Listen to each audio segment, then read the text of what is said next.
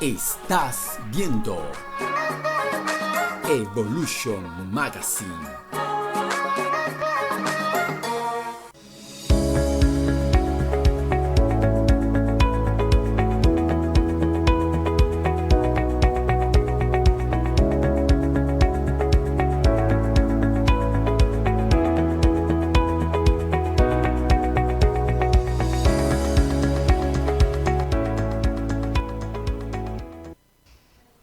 Estamos de vuelta conversando con la doctora Karen Paredes, internista y reumatólogo. Estamos hablando acerca de fibromialgia. Antes de entrar con las preguntas que tengo acá, que hice a través del Instagram de Evolution Magazine, doctora, ¿en algún momento disminuyen esos dolores? ¿Llegan a pasar de ser tan intenso como se manifiesta, a disminuir un poco con los tratamientos? Sí, efectivamente, y por eso debemos enfatizar en lo que te había comentado previamente, en educar al paciente.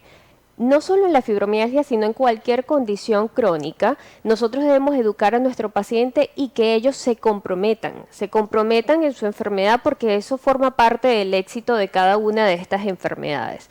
Sí, hoy en día también existe tratamiento farmacológico, sobre todo el uso de antidepresivos, el uso básicamente también de algunos inmunomoduladores o anticonvulsivantes, como el uso de la pregabalina, y otros tipos de fármacos como hipnóticos, analgésicos como el tramadol en conjunto con el paracetamol, que nos permiten modular hasta cierto punto el dolor. Pero como te digo, el tratamiento farmacológico por sí solo no es tan efectivo como la realización de las medidas todas no farmacológicas. La educación del paciente, la actividad física, se han descrito de hecho otras terapias alternativas para modular estos síntomas, al igual no solo del dolor, sino también la severidad y la intensidad de los otros síntomas como la fatiga y la depresión, que como comenté, eso es tan importante como el mismo dolor crónico generalizado.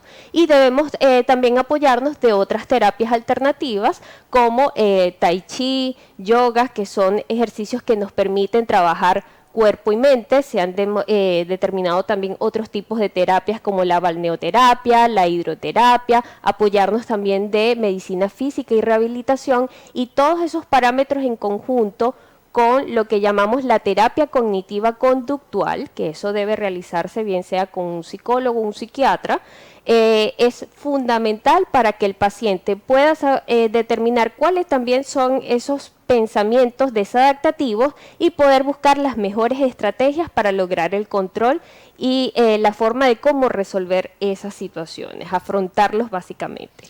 Justamente habló de algo clave, que es una de las preguntas que hicieron ayer, que es el tema: ¿a cuántos médicos tengo que ir para poder entender o curar o sentirme mejor con la fibromialgia? Eso me llamó mucho la atención y usted acaba más o menos de hablar de eso. ¿Cuál es el procedimiento para una persona que se sospeche, por lo que estamos hablando, que pueda tener fibromialgia o que ya la hayan diagnosticado? Sí, efectivamente, el reumatólogo juega un papel fundamental en la fibromialgia, pero en vista de ser una enfermedad polisintomática, debemos apoyarnos de otras especialidades.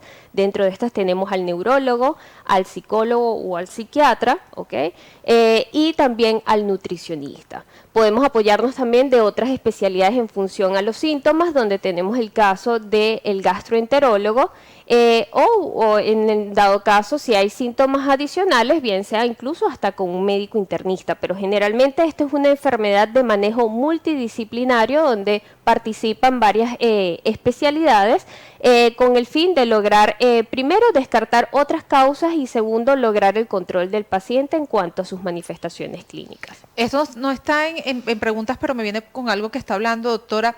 El paciente, una vez que está tratado y que está, vamos a decir una palabra, no sé si sería controlado, ¿puede tener recaída? Y una vez que ya tenga ese control con todas las especialidades médicas que lo acompañan, si tiene una dieta saludable, hace ejercicio constantemente, está controlado con un psiquiatra, ¿puede recaer y tiene que volver como a empezar, digamos, de cero?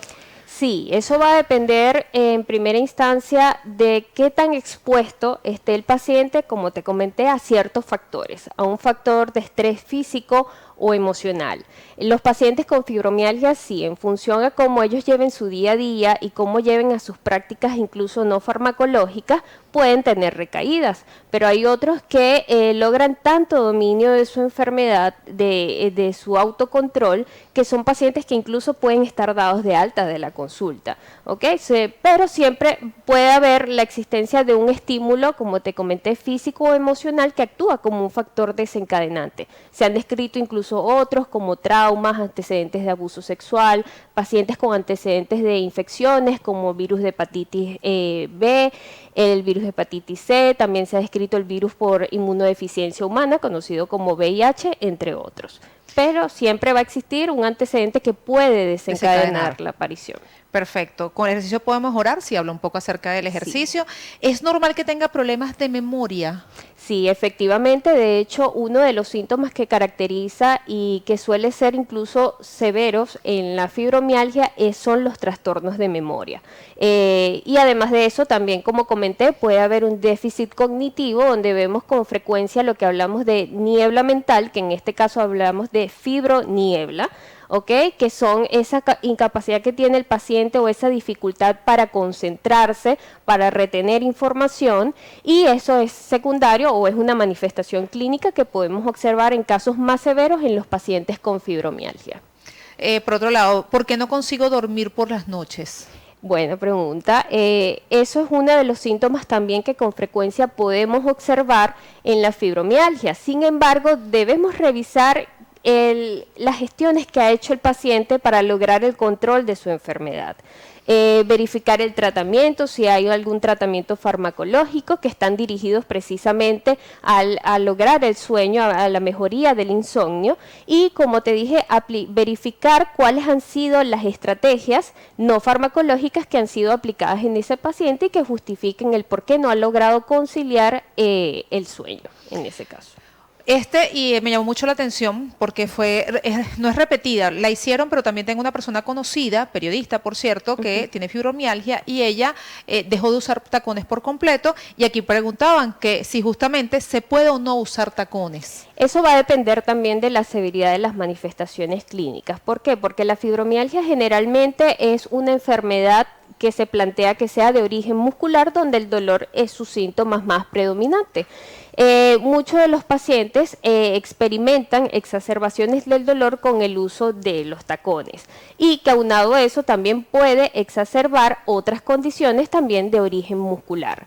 Pero como te digo, va a depender también incluso hasta de otros tipos de comorbilidades que tenga el paciente. Un paciente obeso incluso puede contribuir a la exacerbación de estas manifestaciones clínicas, y por ende la tolerancia al uso de tacones altos pueden exacerbar incluso muchas de estas manifestaciones.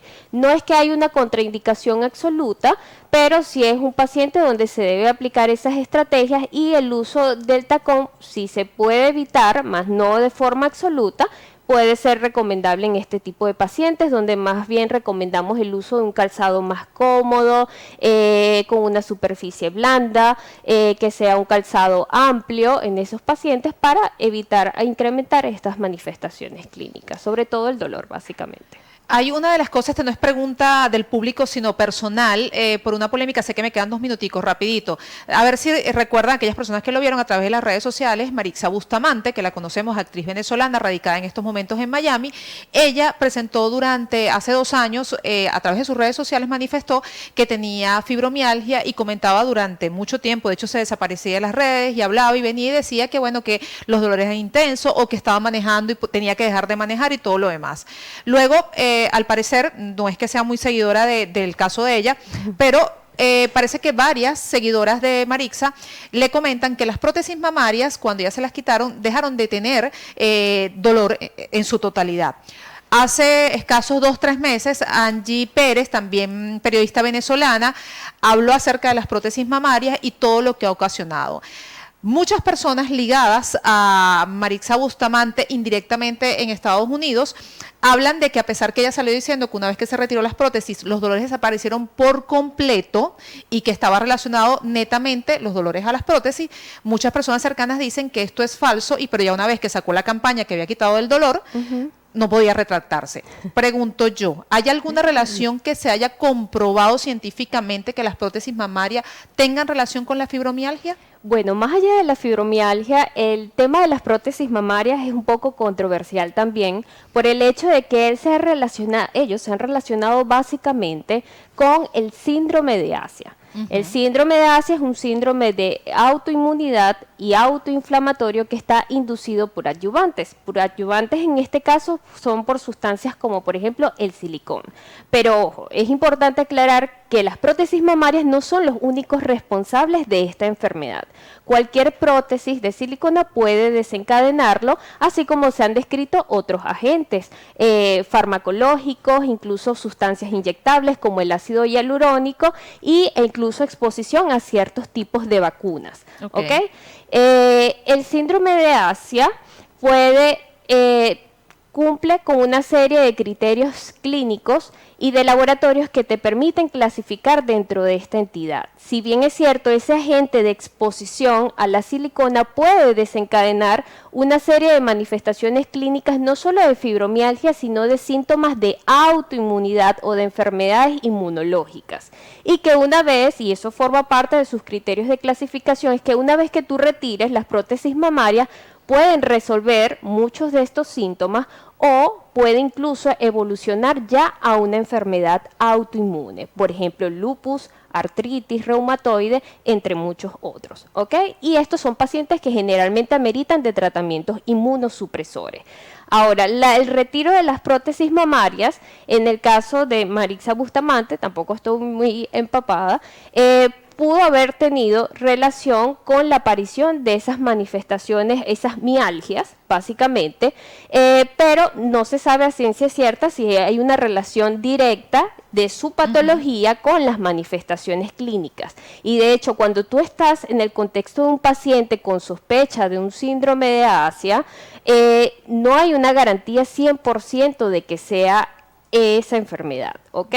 Tú lo sugieres porque como todo es un material, un cuerpo extraño que despierta una respuesta inmunológica en tu organismo y que puede desencadenar esas manifestaciones clínicas. ¿Qué es lo que pasa? Básicamente eso puede ser por exclusión. Tienes el antecedente, pero como puede simular cualquier tipo de enfermedad autoinmune, uno debe excluir que estemos en ese contexto y en última instancia plantear de que sus manifestaciones clínicas sean resultado de ese síndrome de Asia, ¿ok?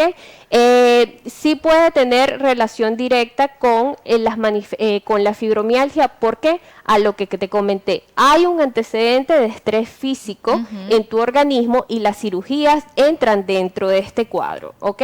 Entonces es por ello que puede relacionarse la fibromialgia con ese evento de colocación de prótesis mamaria, pero es lo que quiero aclarar, no solo puede ocurrir con eso, puede ocurrir con cualquier otro tipo de patologías o antecedentes previamente comentados. Y además de eso, no es para que tomen precaución al respecto, solamente es una manera de información y de hecho también hay un porcentaje muy muy grande de personas que tienen prótesis mamaria y no han tenido ningún tipo de patología ni ningún tipo de inconveniente. De igual manera vamos a tener un especial de prótesis mamaria con la doctora Carolina Chopite al respecto. Doctora, muchísimas gracias por venir con tan valiosa información. ¿Cómo podemos ubicarla además en las redes sociales que han estado saliendo? Bueno, pueden ubicarme en el Centro Médico Ribadeo, en la avenida principal de Lechería, el local 2 a nivel mezanina, y también pueden ubicarme también en el Grupo Médico Pain Off en el Forum Plaza o en el Centro Médico Masai en el Peñón del Faro. A través de mis redes sociales pueden ubicarme a través de doctora.karenparedesr